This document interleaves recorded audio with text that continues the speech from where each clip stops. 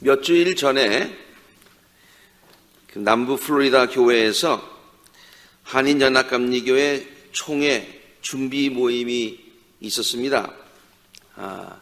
아버님 장례를 치르고 난 그 다음이라서 좀 망설였습니다마는 앞으로 많은 변화가 예상되는 연합감리교 내에서의 또 한인교회의 앞날을 함께 의논하는 중요한 회의였고, 또 제가 전 총회장이기 때문에 그 회의에 참석을 해야 했습니다. 그래서 참석을 했는데요. 근데 그 회의가 열린 한인교회가 남부 플로리다 교회였는데, 그 교회가 위치한 그 포트 로더레이라고 하는 그곳에서 지난 2월 14일에 총기 사건이 나서 17명의 목숨이 희생되었던 그 고등학교 마조리 스톤맨 더글라스 하이스쿨, 저 학교 입구인데요. 거기까지 거리가 그 교회에서 한 20분 정도 거리밖에 안 되더라고요.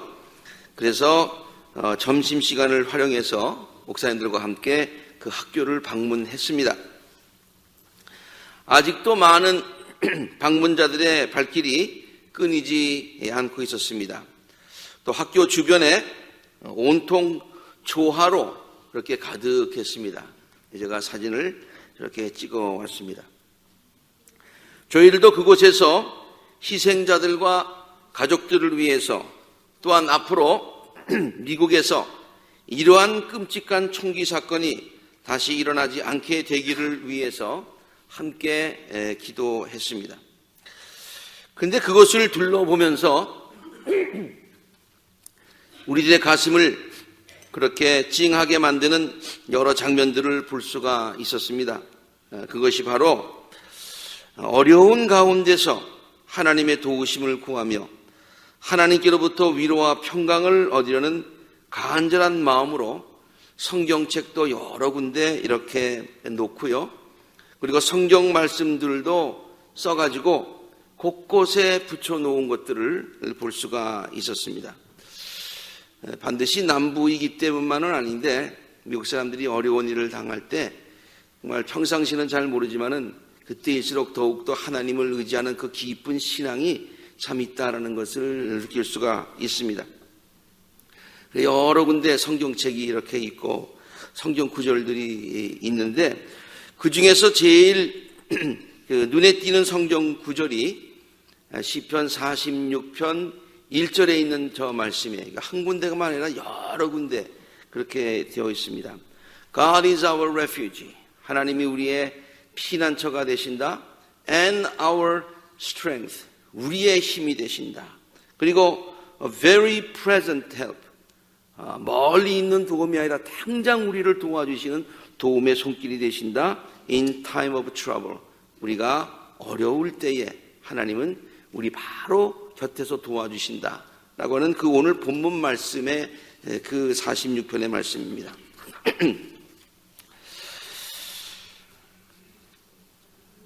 오늘 시편 46편에 있는 말씀과 그리고 또 27편에 있는 말씀 길게 잘 성경을 봉독해 주셨는데, 전반적으로 요약을 하면은 하나님이 우리의 피난처가 되신다, 선성이 되시고 요새가 되시고 반석이 되시고 우리가 어려울 때 도움이 되신다, 그래서 나는 두려워하지 않는다 라고 하는 것들이 그 다윗의 고백으로 그렇게 되어 있는 성경 말씀이죠. 그래서 그 것들을 보면서 God is our refuge. 하나님은 우리의 피난처 되신다는 그 의미를 다시 한번 생각을 해보게 되었습니다. 여기에 가도 그 성경 구절이 있고 저기에 가도 그 성경 구절이 있으니까 그 성경 구절이 그때 저에게 강하게 이렇게 다가왔어요. 그때가 바로 아버님 상을 당한 지 며칠 지나지 않아서 그런 생각이 더 크게 들었는지는 모르겠습니다만은, 하나님은 우리의 피난처가 되신다는 말씀이 저에게 큰 또 위로의 말씀으로 다가왔습니다. 성경에서는요, 피난처라는 말과 함께 자주 쓰이는 말들이 있습니다. 그것이 바로 산성이고 요새라고 하는 그런 말들입니다. 네. 주님은 나의 반석, 나의 요새, 나를 건지시는 분, 나의 하나님은 내가 피할 바위, 나의 방패, 나의 구원의 뿔, 나의 산성이십니다. 뭐 여러 가지 말들로 표현을 했습니다만은 이 모든 말들이 전부 다 공통적인 의미가 있지요. 그것은 어려움을 당할 때에 우리가 어려움을 당하지만 안전하게 피할 수 있는 곳이 바로 하나님이시다. 하나님은 우리가 피할 곳이다. 우리의 어려움을 해결해 주시는 분이시다. 하나님이 있으면은 여러 가지 풍랑과 어려움이 있을지라도 그 가운데서 평화를 맛볼 수 있다라고 하는 그런 뜻으로 나의 반석, 요새, 산성 이런 말들이 쓰이는 거예요. 일부 예배 설교를 하고 친교원을 나누는데 어떤 분이 그렇게 얘기하시더라고요. 오늘 목사님 산성이라는 말을 제가 아주 새롭게 깨달았습니다. 그래서 어떻게 해요? 그러니까 저는 그때 저는 과학을 많이 알아서 산성 그러면 중성, 알칼리성 그 중에 하나인 줄 알았는데 그런 뜻이 있군요. 그렇게 농담처럼 그렇게 저에게 얘기해 주셨습니다. 산성, 알칼리성의 그 산성이 아니라 하나님이 우리의 refuge, fortress, 그런 요새가 되신다고 하는 것이지요. 그래서 우리의 산성과 피난처 요새 되신다라는 그 말을 잠깐 묵상하면서 제 마음 가운데 떠오르는 그런 여러 가지 몇 가지 이미지들이 있었습니다. 그래서 그 이미지들을 한번 찾아봤는데요. 바로 이 그림이죠. 어미닭이 병아리를 이렇게 품고 있는 거예요. 병아리가 평상시에는 아주 놉니다. 근데 멀리 나가 놀지 않아요. 꼭 그 어미닭이 있는 그 주변에서 놀지요. 그러다가 무슨 일이 있으면 뭐 강아지가 나타난다든가 하여튼 뭐가 있으면은 주르륵 하고서 어미 그 깃털로 그 밑으로 전부 날개 여기로 다 들어오는 그 모습 말입니다. 그것을 생각하면서 우리들이 어려움을 당할 때에 피할 곳은 곧 피난처 되시는 하나님의 품이다. 피난처가 바로 저런 것을 상징하고 있다라는 생각을 해보았습니다. 또한 이런 이미지도 한번 떠올려 봤습니다. 우리들이 어려움을 당할 때에 우리들에게 참 위로와 피난처를 제공해 주는 것은 많은 세상 사람들은 그럴 때에 뭘 피하기 위해서 뭐 술을 마시거나 뭐 다른 여러 가지 일들을 하지만은 그것 가지고는 참 피난처가 우리에게 되지 못한다. 어떤 때는요 그걸 또 피하기 위해서 잠을 자는 사람들이 있어요. 그걸 갖다가 이 심리학적인 용어로 regression이라고 하는데 퇴행 현상이라고 그러죠. 그냥 지금 현실을 맞닥뜨리기가 힘드니까 저 옛날에 있었던 그 아늑한 그 장소, 아무런 위험이 없는 그 장소로 그냥 후퇴하는 겁니다. 퇴행하는 겁니다. 그런데 그것은 우리에게 참 피난처가 되지 못합니다. 우리에게 참 위로와 피난처를 제공하여 주는 것은 곧 하나님의 말씀이다. 그래서 참 잘 그렸어요. 성경 말씀 가운데 거기에 양된 우리들이 이렇게 들어가 있는 바로 저 그림이 상당히 인상적이었습니다. 또한 풍랑을 만날 때에 바람이 많이 몰아치고 있지요. 지금 그 주위에 옆에 이렇게 그런 풍랑인데 그때에 우리가 주님의 품으로 들어가면 마치 병아리가 어미의 날개 아래로 들어가듯이 들어가면 우리가 거기에서 참 평강을 느낄 수 있다. 또 이런 그림도 있더라고요. 우리들의 인생에 눈비가 내릴 때가 많은데요. 그럴 때마다 우리 주님께서 우리들을 안으시고 우리들을 막아주시는, 그래서 성경에 보면은 우리의 방패 되신다라는 말도 그렇게 같은 뜻으로 쓰이고 있습니다. 또 그런 이미지를 생각하다가 이 그림을 보고서 저는 아주 굉장히 인상 깊게 저 그림을 봤습니다. 저 얼마나 지금 파도가 심해요. 굉장히 무서운 파도지요. 저기 밖에 나가기만 하면은 그 파도에 밀려갈 것 같은 그런 곳입니다. 그런데 저 안에 있는데 여기 사람도 있더라고요. 요거 안에 있으니 얼마나 안전합니까? 그것이 바로 우리 피난처이시다.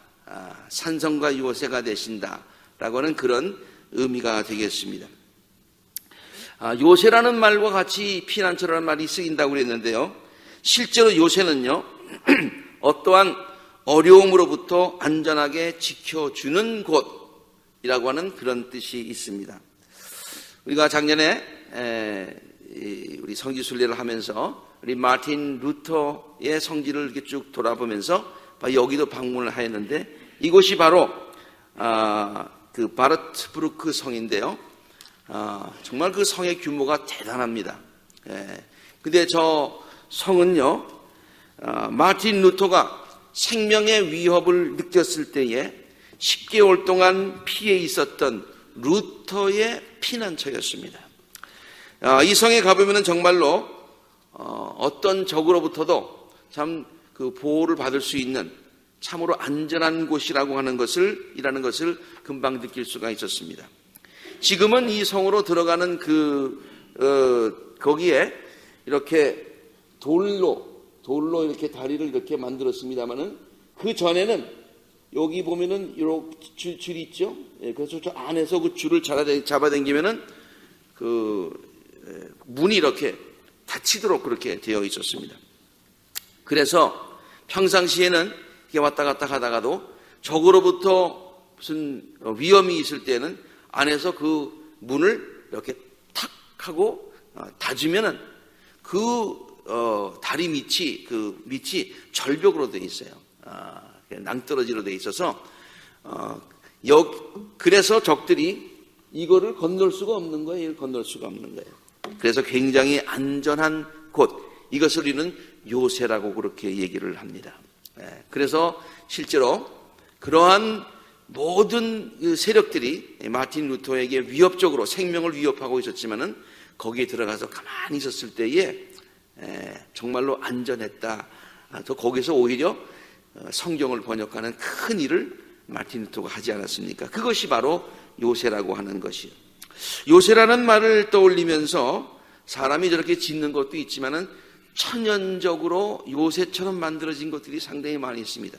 그래서 거기에다가 이렇게 또 진짜 성을 쌓는 것들이 많이 있는데, 지금 보시는 저 그림이 바로 마사다, 이스라엘의 마사다라고 하는 곳이죠.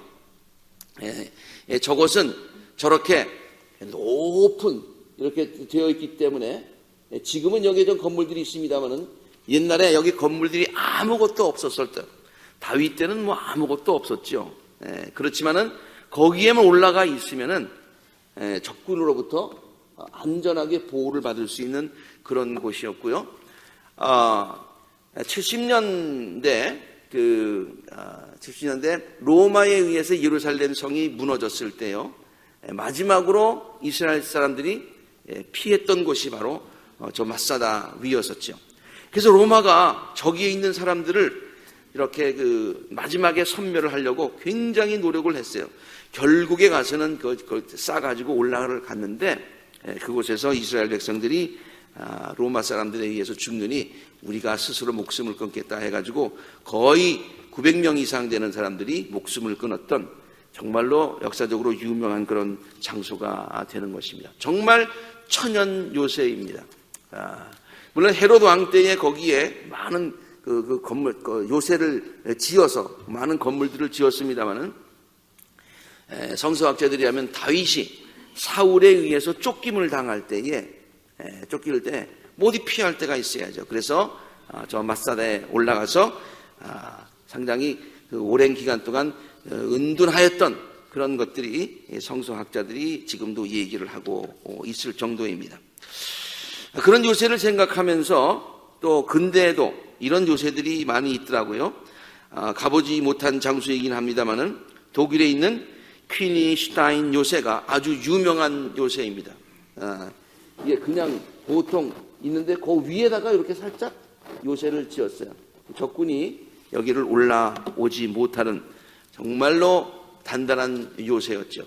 근데 사실요, 인간적으로 저렇게 큰 단단한 굉장한 요새를 쳤어도 결국에 가서는 다 무너지게 되고 결국에 가서는 다 침략을 당했던 것을 볼 수 있어요. 그러니까 정말 참 요새 되시는 분은 하나님이시지 세상에는 정말 완전한, 아주 완전한, 100% 완전한 피난처는 없다라고 하는 것을 우리가 알 수가 있습니다.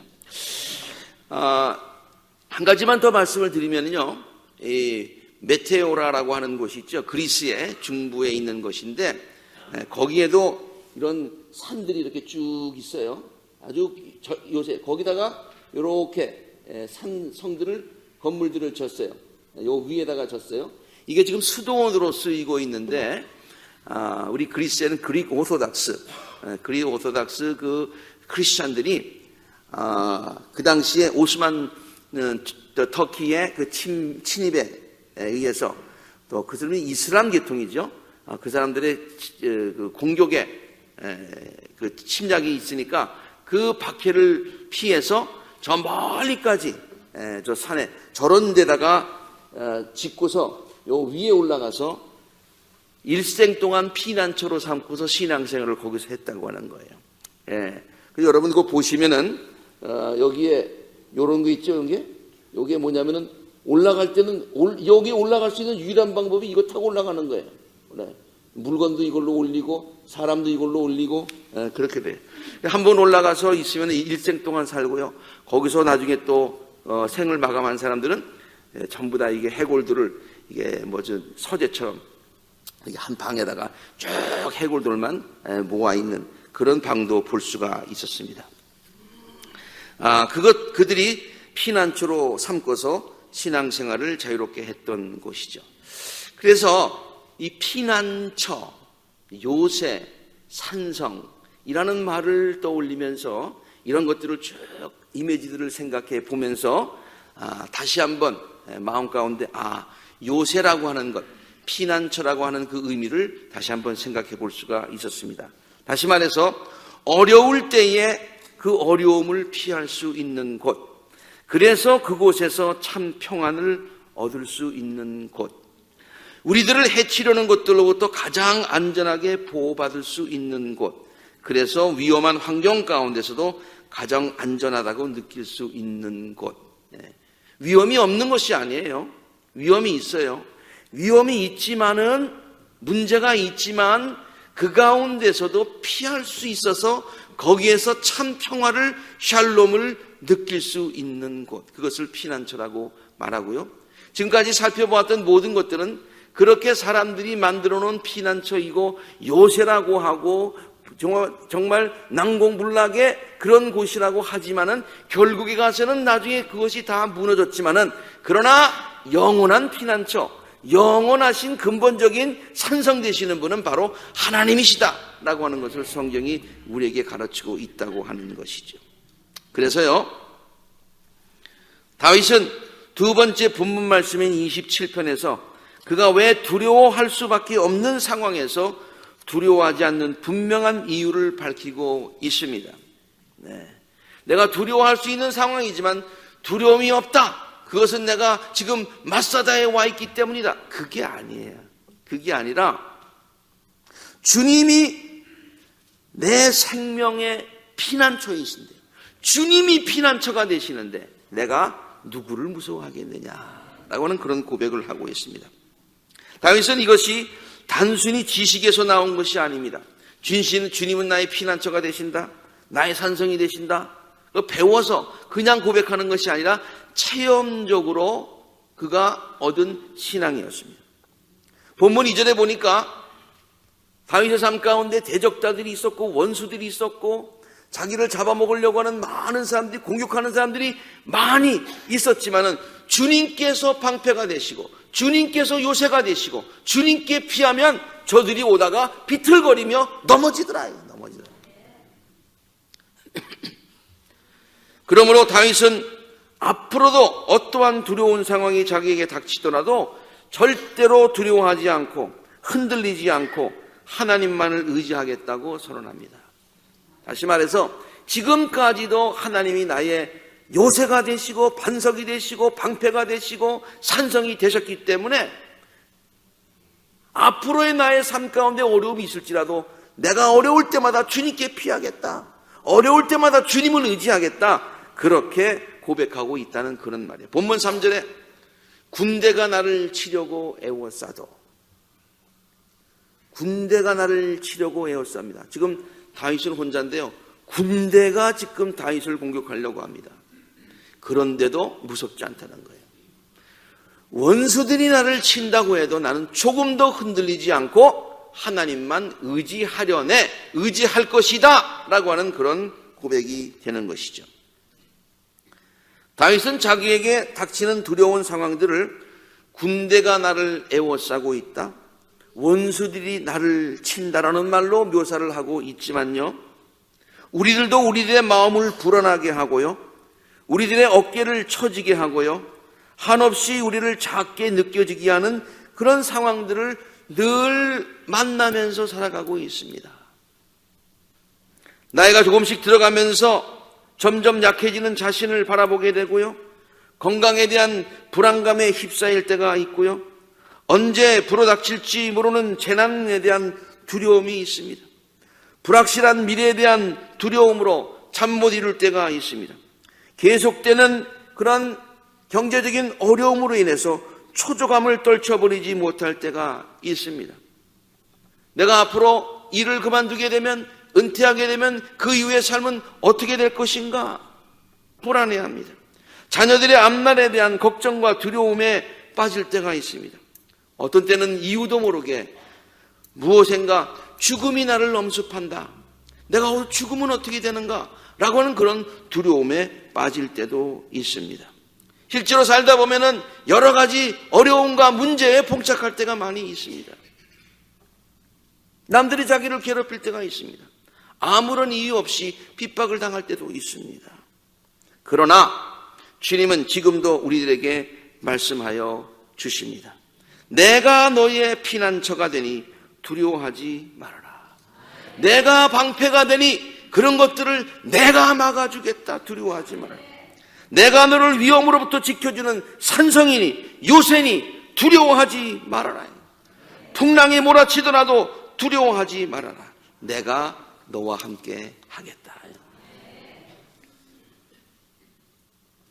피난처,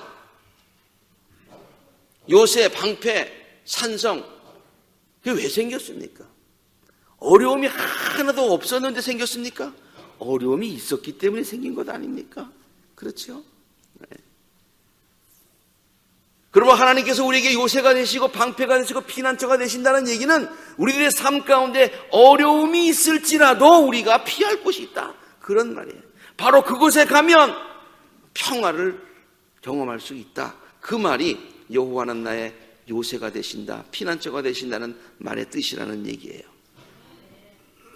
어느 초등학교 선생님이 반 학생들에게 평화를 주제로 그림을 그리도록 했다고 합니다. 학생들이 그린 그림 중에서 두 작품이 우수한 작품으로 우선 뽑혔습니다. 한 학생이 그린 그림은 쳐다보기만 해도 평화를 느낄 수 있는 아름답고 평화로운 풍경의 그림이었습니다. 마을 앞에는 잔잔한 시내가 흐르고요, 따뜻한 햇살을 받으며 삽살개 한 마리가 초가집 마당에서 정말 너무 조용하고 한가로우니까 개가 졸고 있습니다. 얼마나 평화스럽습니까? 그런데 또 하나의 그림이 있습니다. 아주 다른 모습의 분위기의 평화를 우리들에게 소개하고 있는 그림입니다. 폭풍우가 무섭게 몰아치는 높은 벼랑의 그림이 그 그림의 배경이었습니다. 그런데 그 벼랑의 틈바구니 속에 깊이 패어진 부분이 있었는데 그 안에는 어미새 품 안에서 새록새록 잠들어 있는 아기 참새들의 모습이 그려져 있다는 거예요. 어미새 품 안에서 그 풍랑 가운데 잠들어 있는 그런 새. 잠든 건 다 마찬가지지. 아까는 강아지가 잠들어 있고 지금은 새가 잠들어 있는데 달러. 그거는 그냥 워낙 평안하니까 그냥 잠든 거고요. 이거는 불안하고 풍랑이 치는데도 그럼에도 불구하고 잠들어 있는 거예요. 어느 게 진짜 평화 같습니까? 여러분들이라면, 여러분이 심사위원이라면 어떤 작품에게 대상을 주겠습니까? 두 번째 그림이었습니다. 참 평화란 아무런 문제가 없는 데서만 누릴 수 있는 것이 아니라 그것도 소중하지만, 그거 필요 없다는 얘기가 아니에요. 그것도 소중하지만 폭풍우가 몰아치는 문제 많은 곳이지만 하나님의 보호하심이 있을 때에, 하나님께서 지켜주실 때에, 하나님께서 막아주실 때에, 하나님께서 보장해 주실 때에 느낄 수 있는 샬롬, 이것이 참 성경이 우리들에게 주고 있는, 하나님이 약속하신 그런 평화라고 성경이 가르치고 있다는 말이에요. 우리의 삶이 어렵지만은 피난처 되시는 하나님께 나오면, 하나님을 의지하면 샬롬, 샬롬, 샬롬, 샬롬, 샬롬, 샬롬. 저는 그 찬송이 얼마나 마음 가운데 평화를 주는지 모릅니다. 이것이 성경이 우리에게 가르쳐주고 피난처 되시는 하나님께서 우리에게 약속해 주신 샬롬인 줄로 믿습니다. 다윗이 경험하였던 평화가 그런 평화였습니다. 좋을 때만 느꼈던 평화가 아니었어요. 맑은 시냇물과 푸른 초장에서만 경험하였던 평화가 아니라 죽음의 어두운 골짜기에서도 경험할 수 있었던 평화였습니다. 그 평화를 다윗은 시편 23편에서 고백하고 있죠. 왜요? 어떻게 그렇게 고백할 수 있느냐고요? 하나님께서 그의 목자가 되시고, 하나님께서 그의 피난처가 되시고, 하나님께서 그의 산성과 방패와 반석이 되어 주셨기 때문이었습니다. 우리들에게도 다윗과 같은 귀한 신앙 고백이 있게 되기를 바랍니다. 그렇지 않은 사실을 애써 믿으라고 제가 지금 말씀드리고 있는 것 아닙니다. 실제로 하나님은 우리들의 피난처가 되어 주시는 분이십니다. 모든 어려움을 막아주시는 방패가 되시고, 우리들을 안전하게 거하게 하여 주시는 산성과 요새가 되시고, 환난 중에 피할 수 있는 피난처가 되어 주시고, 저뿐만이 아니라 그동안도 우리는 이렇게 저렇게 그것을 하나님이 피난처 되심을 경험하며 살아오지 않았습니까? 지금까지 평안 요새가 되어주시고 피난처가 되어주신 하나님께서 앞으로도 우리들의 요새와 피난처가 되어주실 줄로 믿습니다. 그 하나님을 찬양하고 그 하나님을 믿으며 나아가실 수 있는 우리 모두가 되시기를 간절히 바랍니다. 하나님의 보호 가운데 흔들림이 없는 평강의 삶을 살아가시는 우리 복된 모든 성도님들이 되시기를, 우리의 피난처가 되시고 산성이 되시고 요새가 되시는 우리 주 예수 그리스도 이름으로 간절히 축원합니다. 함께 기도하시겠습니다.